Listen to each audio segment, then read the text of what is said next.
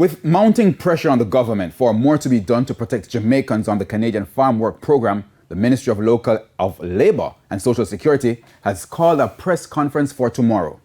Now this as the complaints are getting louder about the treatment of workers and the inhumane conditions they've had to endure. For decades, advocacy groups have been decrying deplorable living and working conditions for participants of the Farm Work Program. But with Labour Minister Carl Samuda's statement that there is no evidence of poor conditions, representatives are firing back. To claim that the conditions are fine and that the housing conditions are fine, fly in the face with everything that workers have told us, thousands of workers have told us over the last 20 years.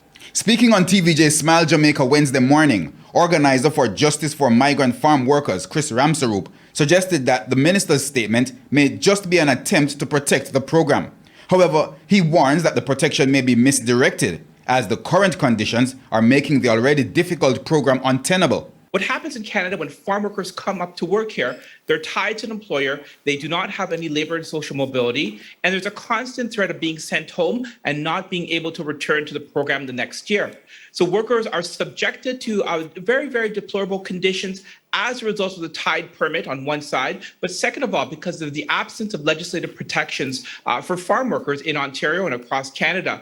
Among the complaints, working long hours, verbal abuse and intimidation, and poor living conditions, including rat infestations at 2 farms. Canadian attorney Shane Martinez believes there are fundamental injustices in the current legislation. He says while in theory farm workers have the same rights as Canadians, in reality they can't access these rights. He says they are not protected by the Residential Tenancy Act, which results in deplorable housing.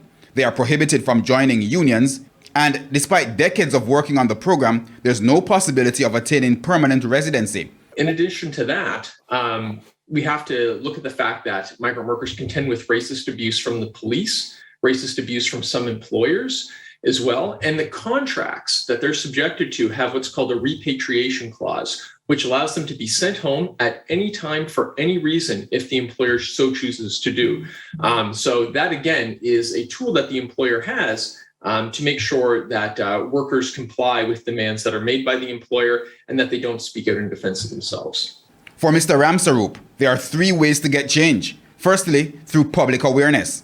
Every day this story is being a national news both in Canada and in Jamaica, for example. Number 2 is pressuring your government in Jamaica to take the necessary steps to protect workers. And so, after a week of outcry, Mr. Carl Samuda is expected to again address the matter Thursday morning.